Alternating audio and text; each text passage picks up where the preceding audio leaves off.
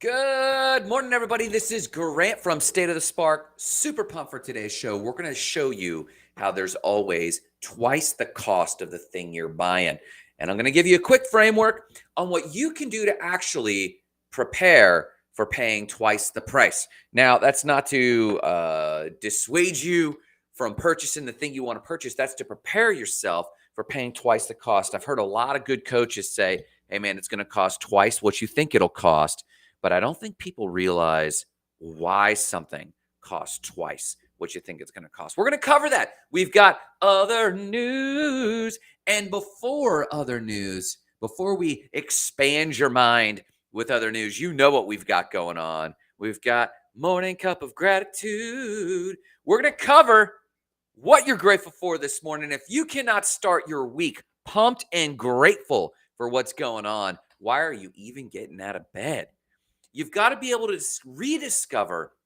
I posted this morning, if you cannot tap gratitude, if you cannot tap abundance thinking, if you cannot tap inspiration, we just have to admit I'm inspirationally and emotionally constipated. So we start each day with a morning cup of gratitude. So grab your coffee, grab your tea, grab your hot water and lemon juice. I don't care what you do. Grab something warm and comforting because we're going to actually share with each other what we're grateful for. Let's start. I am so happy and grateful and full of joy for the phrase. I am so happy and grateful and full of joy. The reason I'm grateful for that phrase is a trigger for me. So many people push back against mantras and they say, oh, I feel like I'm faking it. For me to say I'm so happy and grateful and full of joy, if I say it like this, I'm so happy and grateful and full of joy, I know I feel like a liar. But when I start phrases like that, I'm so happy and grateful and full of joy, it reminds me to get into a state that is abundant, that's positive, that is happy, that is grateful. I'm hooked. That is full of joy. I have to actually enter that mental space. And so I have that phrase whenever I start looking at my goals for the day. I say, I'm so happy and grateful and full of joy that I get to meet with a partner, our outsource company from India. The founder and owner is in town today, and I get to have breakfast with him, and I'm going to be interviewing him, Manish. I'm grateful for that. I'm grateful for my good buddy, Jarrett Carpenter and Joe Childs, who we had extraordinary conversations on how we're helping education technology, how we're helping a media company, how we're helping small businesses get launched together with technology. I'm grateful for that. I'm grateful for a restful weekend. I'm grateful for the painting I'm having. I love my house. I love my mom. I love my dad. I love my family. For those who don't know, that's a meme. It's a young girl, the gratitude girl. I could keep going. What are you grateful for? What are you grateful for? What gets you going? What are you absolutely stoked to start your day with and to tackle today? Even if it is my bad mood, I'm grateful for my bad mood because I'm pivoting and doing great things. That's what I'm grateful for. What are you grateful for? I want to hear in the comments below. I'm also grateful for our Discord community. We've got a rich community. If you want positive thinking, if you want tricks, tips, and how-tos on what we're doing for freedom, if you want to get involved in our crypto project before anyone else, we're a slow burn, but we're getting there. Join us on the Discord. And of course, if you want our trades or buy alerts, I got to put out my trades and buy alerts from this weekend to the patron members. Please check that out in the Discord. Consider joining a member. And let's talk about other news. Now, if you know someone who needs encouragement, if you know someone who needs some education, consider sharing the show today, consider liking or tagging or subscribing or whatever. We thrive on likes and subscribes, but your friends thrive when they have encouraging words. Please feel free to share or tag. Let's talk about Rosie the Rocketeer. Who is Rosie the Rocketeer? Well, for the first time ever, NASA's commercial space program had the only two real contestants attached to the space station. That's SpaceX, which we're very familiar with, the Dragon capsule. But for those who don't know, Boeing has entered the commercial space flight field with its Starliner, and the Starliner was attached to the space station this weekend. Now, again, for those who don't know, Boeing is entering the space, and they just put up their first unmanned capsule to the space station. They traveled aboard an Atlas V rocket, which is a pretty familiar rocket for those in space and rocketry. They launched from Cape Canaveral this weekend, and astronauts Bob Hines, and I'm going to butcher this name, Kjell Lindgren, sounds like an Icelandic name or some Nordic Scandinavian name, Kjell Lindgren. They both opened the Boeing Starliner, and it might be unmanned, but it's not unmannequined. The mannequin sent by Boeing is named Rosie the Rocketeer. And she went up there to test all their systems, and everything was turned out okay. And it is impressive that SpaceX has been doing this now for over a year, maybe 2 years, and several flights every single month, multiple flights every single month. And the second competitor is just now getting there. It is amazing that SpaceX has done that, but I'm happy that another contestant is entering the field. The price for space flight is tanking left and right. If you want to see more about Rosie the Rocketeer and what Boeing is bringing, and this is actually really great news for Cape Canaveral, because sometimes the rumor mill poo-poos the idea that space industry is coming back to the Cape Canaveral, Cocoa Beach area, where I happen to have an investment property. I'm super excited for people to use that investment property. I think it's great news for the whole area of Titusville and Cape Canaveral that we have more than one company. I don't know if you know this, but if you have a small business and any one company makes up more than 5% of your business, that's considered risky. Many of you have one client that makes up over half of your business. That's really risky for an industry like commercial space travel, private space travel. For there to only be SpaceX, which is a strong push forward, there's relief in the industry that other companies are starting to send up private spacecraft. So that's really good news. Let's talk about the Wax Stache that was lost in time. Yes, I'm talking about Salvador Dali's wax mustache. For those who don't know, Salvador Dali was one of the craziest surrealists. I actually think Salvador Dali was an absurdist, and he's an interesting artist. But for those who don't know, he was known for his curly Q mustache, often waxed to the hilt in very dramatic fashion. And if you haven't seen that, you need to go look up Salvador Dali. He's one of my favorite artists, actually. He inspired me earlier than many others. Well, for those who don't know, he was mostly a painter, and sometimes he did some sculptures, but it was thought that one of his sculptures, which was a wax bas relief sort of sculpture, it was based on a painting called Christ of Saint John of the Cross, which is basically depicts Christ crucified over some water. Salvador Dali was a religious. By religious, he was a religious, if you will. It was contested with the church quite often. But it was thought to this sculpture was thought to have been lost for decades. It's been decades now since Salvador Dali has passed. But it was found in a private collection. In fact, several collectors had called this one collector to purchase some obscure book, and they realized that he said, "I also have a wax sculpture that no one really knows where it came from. We just call it lost wax." And so some researchers came about, and it took them a while to discover that this was actually by the surrealist Salvador Dali. Once they found it, they of course put it in a museum. Salvador Dali had customized a plexiglass to go around it, and the wax sculpture still was in that same wax or plexiglass structure. They've put it at a gallery in Maui in Hawaii, and it's being seen for the first time since Salvador Dali's death. The price, they're asking between 10 to 20 million for it, for that sculpture, and it was lost to time, but it is back. And they put it up there on the celebration of Salvador Dali's 118th, the celebration of what would have been his 118th birthday. Billy Weigel says, "Morning cup of gratitude." Check him out. That's Billy Weigel checking in. You can count on this guy. Sure as the sun comes up, whether or not it's cloudy, the sun always comes up.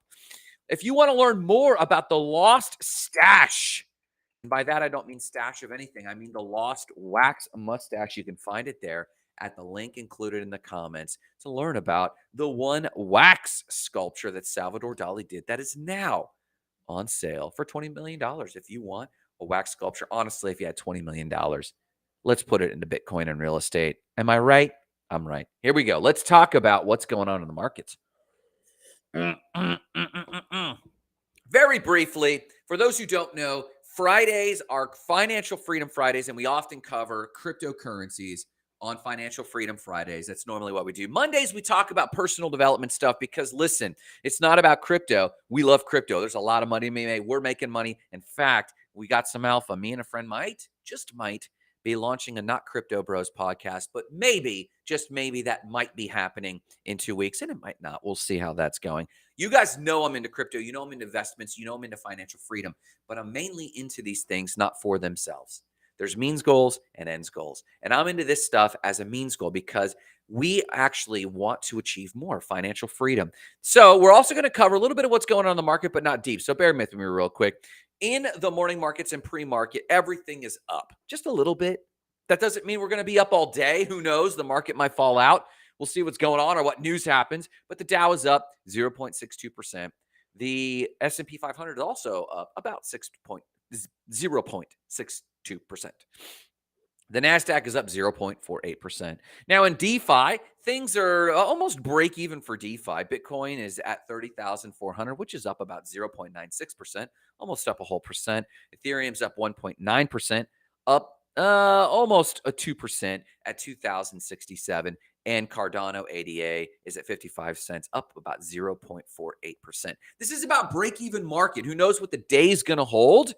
But I keep trying to inoculate you, remove your fears, remove your uncertainty, remove your doubt, and give you a little piece of vocab. Staking in crypto is where you take a crypto, you lock it up kind of like a CD, a certificate of deposit in traditional banking. You put it in there, you say, I'm not going to move it, and then they can use that as liquidity to do other things like lending. Basically, it's just like banking, but decentralized. It's called staking.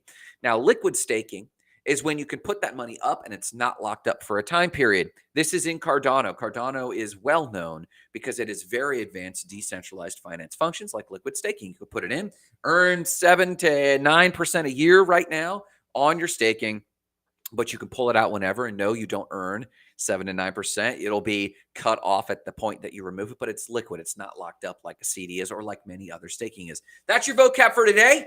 That's your other news. Let's talk about the ways you pay twice for something. Let's talk about it. How do you pay twice for something? There's a cost that is 2 times what you think it is. Dr. Joe Child said this to me when it comes to coaching and small business. You go to a small business owner and that small business owner says, hey, I think I'm going to hire an employee. And you hire that employee and that employee costs, let's just say $4,000 a month, but you need to plan on $8,000 a month. There's hidden costs of management. Now, that makes sense from a practical standpoint. But from a personal development standpoint, we often do not think that there's always double the cost. You see, some of you know that when Marissa and I in 2012 moved to the Dominican Republic, we had finally achieved freedom to a point. She was scuba diving all day. We just wrote a check and she was becoming a master scuba diver and learning how to scuba dive and instruct other people. Now, she had a moment to tell on her where she realized there was twice the cost of being in this thing. I had a massive moment where I realized there was twice the cost of living in the Dominican Republic, carefree. We often fantasize about a thing in order to inspire ourselves to do the first price. We know that in the example of the Dominican Republic, Marissa and I, we got married and we decided this is what we want to do. We're going to move to the Dominican Republic. We had worked in Haiti and we realized we want to move to the Dominican Republic to continue our humanitarian work. And we took out a calculator and we calculated what it would take to get to the island. And we had estimated we could get by on the island for between 30 and 40 grand and have money to spare. We would pay for her scuba dive. We would pay for our place to stay. And then we'd get up and running with a job teaching English as a second language, but working in ministry. And then we would do fundraising and all sorts of stuff. I would also start my side hustle doing infopreneuring from the islands. And that made sense. 30 to 50 grand, 30 to 40 grand was what we needed. So we went about starting to invest. And that vision of being on the beach and that vision of having tans and that vision of her scuba diving and that vision of me surfing, that vision and me writing, that vision drew us to carry us through the work of the first price. The first price took us about a year. I worked hard at Starbucks and saved up money. She worked hard at her multiple jobs, at the terrace serving and at Black and Brew serving. We worked hard and put money away. We scrounged and saved. We ate discount. We did everything on discount. Our wedding cost a total of $700. Many other people donated time and effort and volunteered, and someone made dinner for our wedding. It was a very minimalist wedding. This was our life. I had a same outfit. I didn't have a lot of outfits. We saved money. We split meals. We didn't eat much. But what did we do in the meantime? We loved each other. We had fun. We worked out. And after a year of paying the first price, the 30 grand, we sold our life. We packed up our apartment. We packed up our car. We drove to Savannah. We parked our car there. We said, we'll come back and get this later. We took a road trip around the world just to say goodbye to people. We spent 2 months in the Arizona or in the New Mexico desert learning earthships. And then we drove on to Atlanta, pulled into Atlanta, took a flight out of the Delta International Wing when there was nobody there. It was just me and Marissa. We showed up. We weaved back and forth, the most celebratory time. And we showed up, and the DR suddenly got difficult. And this begins the second price. You see, Marissa, her second price was she had a lot of fun learning scuba dive instructing. She had a lot of fun going deep, and this is how we were going to afford our life on the island. She suddenly realized the stress and pressure. This is the second price. The stress and pressure of having to steward someone else who's panicking, 30 feet underwater where they could drown was too much stress for Marissa. She didn't want the job. She loved being a scuba dive person. She did not love having to instruct, having to actually earn that money by by managing the stress of being responsible for someone else's safety underwater. What was my second price? I was suddenly faced with an empty typewriter or an empty laptop in my case. I was committed to writing the great novel. I was committed to becoming an infopreneur and recording video and blogging and developing a following. And I didn't count on the second price, my own second price. And my own second price was the stress of having a clear schedule. The void of having to build something from scratch, not having anything to do and not having a team to work with. The stress of being alone in a foreign country and having a full day, a full freaking 16 hours. And I could write. Why couldn't I write a whole book in that time? Why couldn't I write many blog posts? I didn't entirely know what I was doing in terms of social media. I didn't entirely know what I was doing in terms of being on socials all the time. There was so much to learn, and that stress and pressure overwhelmed me. I was suddenly experiencing the second price, which is the burden of freedom. Now, I tell you this story to tell you that in every scenario you get into, there are two prices. And here's the framework I want to browbeat into you. Now, Marissa, let's put a pin in that real quick. The second example is this. Marissa and I jumped forward. We moved back to the States. We had raised a bunch of money. We jumped back to the States, and we had saved a ton of money for when the market corrected. We had this money to invest. You've heard this story, I'm sure. The first price was all the time it took for us to save money for this account. We had that money in an account. The second price was the internal fortitude, the internal strength to actually pull the trigger and push that money out of our accounts. We had been hoarding this money for so long. The mental habit was save this money, Grant, save this money, Grant. That was the mental habit. And that was the first price. The second price, Punjit jumps in. Alan, what's up? What's up? Good morning, sir. The second price was mentally rehearsing the strength and internal fortitude to watch those thousands of dollars go out of the account, even though we had invested so much to save it. We knew the price. We were very familiar with the blood, sweat, and tears and patience and frustration it took to put all that money away. And then in a single click, watch that money go out. Now, you guys know the end of that story. We 3 or 4x'd that money in just 12 months, 18 months. We pulled that money out later, and that money has made a huge difference in our life. But what we were learning in the DR and what we in the Dominican Republic and what we learned from this is this. There are two prices, and the second price is this. The second price is internal. The first price is always external.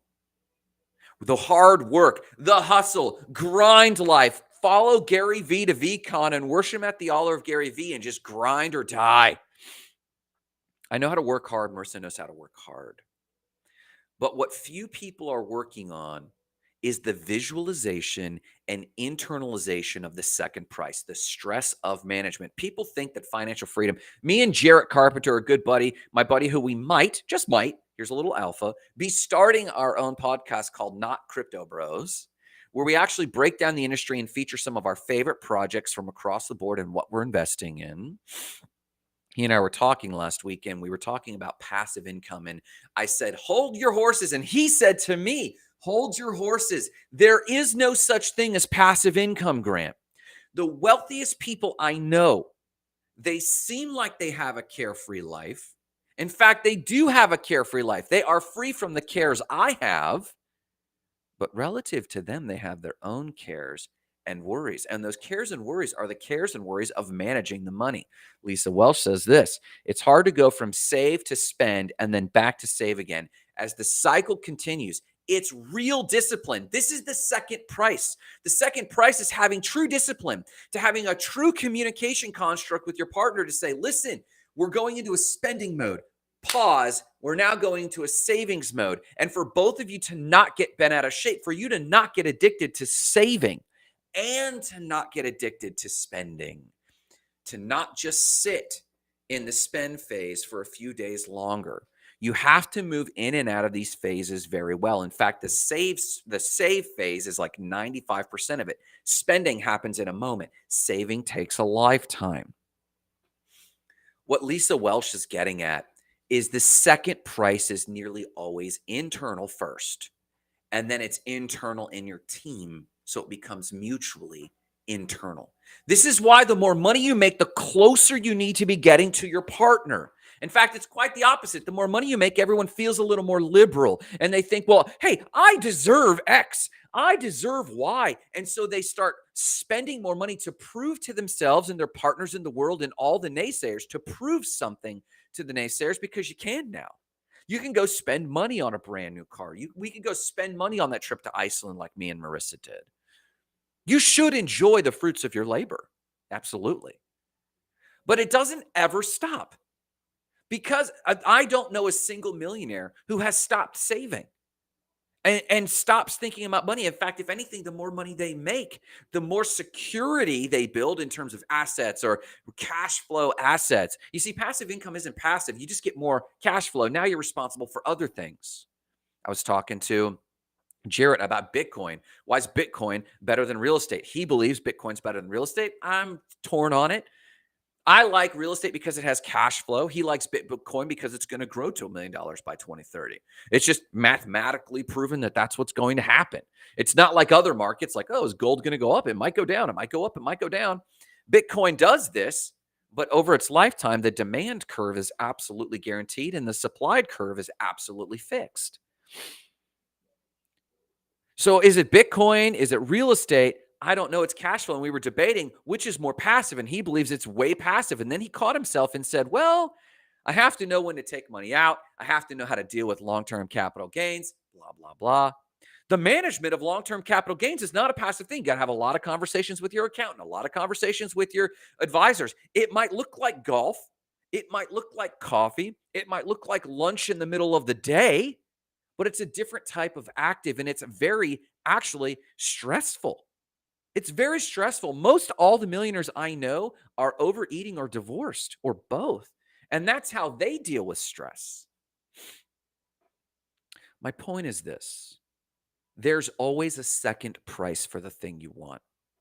A few quick examples. You want real estate? The first price is the purchase. Me and Marissa were able to put together about 35 grand for our investment property. And Coco, she put in the first price, staying up at night, looking at deals, getting in a contract before 8 a.m. and fighting with a very antagonistic selling agent. That's all the first price. What's the second price? The second price is the internal stress management and frustrations of maintaining the property. We saved up a bunch of money from the income from that property, and then the hot water heater went out. And most of you cringe and you wave your finger and say, see, that's what I told you. That's why I don't get involved in real estate. Jarrett Carpenter, my good friend, he said, hey, I just don't want to deal with people. These are the second price that we always have to manage. And it's an internal one. Do I have the internal fortitude? With crypto, it's the same thing. You make an acquisition. Do you have the internal fortitude? With abs and fitness and health and getting Instagram worthy, we know how to do the workouts. That's the easy part. The second price is the internal discipline to not overeat and justify it because you worked out real hard. I worked out real hard. I can eat whatever I want. No, it's actually the opposite. You should actually be focused on the food first. You can lose weight and have abs and not work out because you're so thin. The second price is the hidden price. Sometimes it's good, sometimes it's bad. It depends on choose your heart, is what they say. Life is hard, choose your heart. So I want you to think about this in terms of Newton's law. This is my nugget for you today. It's like Newton's law. For every action, there's an equal and opposite reaction. You get really successful in the world, yay, and suddenly your friends get jealous. You have a lot of freedom, yay, suddenly the market shifts and you have to put in more work than you thought you did. We're looking at this with Spark Sites. We're having a pivot, Spark Sites. The market's shifting. You increase your prices on building websites. We increased our price dramatically and yay, suddenly no one wants to buy it at that rate. Always watch for the equal and opposite reaction. And when you count the cost of something, I'm a big vision person. I assume it's going to be tough on the other end. And I like that. I like the challenge. So I might not know what the cost is on the other side, but I've already counted that cost into let's do this. And then I just paint the vision of the first cost. I love paying the first price. And I love the vision of what I'll get on the other end because I know that I'll enjoy it. And most people get bummed out with doing goals because they're in their mind, they're being sold the vision, but they're not told what's coming next. I don't know what's coming next either, but I have assumed that it's going to be challenging. I assume that it's going to be difficult and we're going to have to buckle down again because that's life. The unknown, I can have the known benefits which pull me into the future. But the unknown stress, I don't have to worry about. I can just guarantee it's going to be stressful. But I can't predict it until I get there. I couldn't predict that in the Dominican Republic, I would fall into a serious adult depression. I couldn't have predicted that. I'm so glad I went through that. I wish we would have pushed further, but we just hit our lid. I wouldn't say it was a failed trip. I say it was a challenge trip and we had to pivot. I'm ready to go step up to the plate and revisit this goal. I want a second shot at this thing, knowing what I now know because I can handle it, because I'm ready for the second price. Too often people obtain the thing they want, and whether it's like Lisa Welsh saying, I get stuck in spend mode, they're stuck in spend mode. I've arrived. Shouldn't it be easier? No, it shouldn't. Life is difficult. Say it with a smile with me. That's the joy. Jared said this last week. He said the mystery. You need to keep some things mysterious because these are the things that pull people forward. If you told them everything they would be getting, they would just quit. Because yes, you might get those days on the beach as I did and a great tan and swimming in the pool. And then I stared at an empty screen trying to write my book. I did write 2 books in that time. I wrote 2 books in that time. And it didn't fulfill me. Because the second price is actually this. I've riffed on, you get the principle. Now, let me tell you what the second price is. If you've stuck with the show this long, I appreciate you. Thank you. But here's the alpha. Here's the payoff for you. You get the principle. Grant, I get the principle. There's always a second price. And that second price might be unknown, practical, stressful things. That second price might be just hard cost. I didn't realize it would cost us to put in a new hot water heater. But I am telling you, here's the framework. The first price is often external. Prepare yourself. You might need to prepare yourself financially for an additional external price, cost of the goods, cost of maintenance, cost of maintaining it.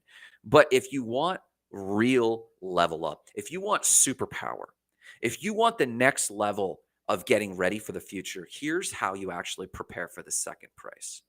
Prepare that it's an insurmountable internal challenge you've never had to face before. Come ready to fight for your life internally.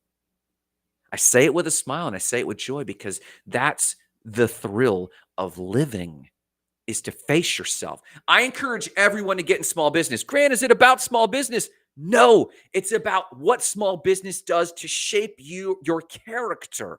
Do you remember character or just looking for life hacks? Do you remember what it was like to have to shape a character trait of being a strong person?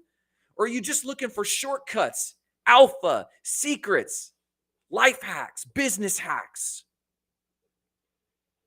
Prepare internally for the fight for your life when you count the cost of something and ask yourself, can I still smile through it? Because why is it a fight for your life? Because it's this. You still have to face yourself. Those who chase financial security, let's say a job, they want security, they go get a job, they get job security. Guess what they're not going to have in 3 to 6 months? Security. Because security is an internal thing. Am I secure with who I am? Am I secure that me and my partner can get out of this or get into this? Am I secure? Am I secure in who I am and my ability to earn? Am I secure? Am I full of joy? Those who chase only the outward trappings of joy never achieve it.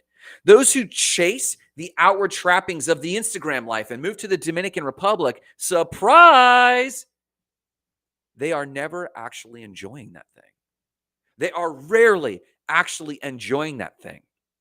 I cannot tell you how many people came to the Dominican Republic, and because they didn't have the responsibility of staying, they actually enjoyed it a little bit. But for those who are trying to live the lifestyle, they weren't enjoying it at all. They had not counted the second cost. And the second cost, I'm telling you, this is a huge level of internalize this.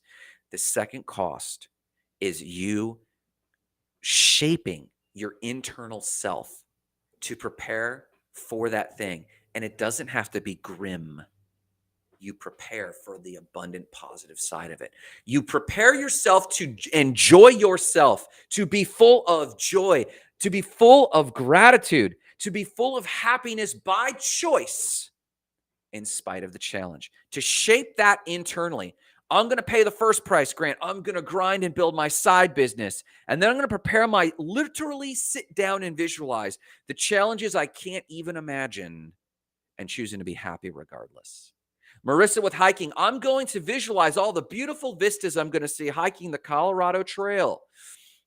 And then I'm going to visualize the challenges and choosing to be happy in that visualization, choosing to visualize myself happy in that scenario regardless.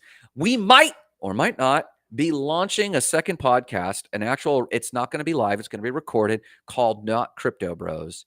And it sounds so fun, and he and I were riffing on it, but now I need to get to the business of visualizing the difficult stuff, the editing, the stress of adding that and juggling. Where does that belong in my ecosystem, and what are people going to think, to visualize that I'm going to be happy and grateful and full of joy no matter what of those things I'm going to endure.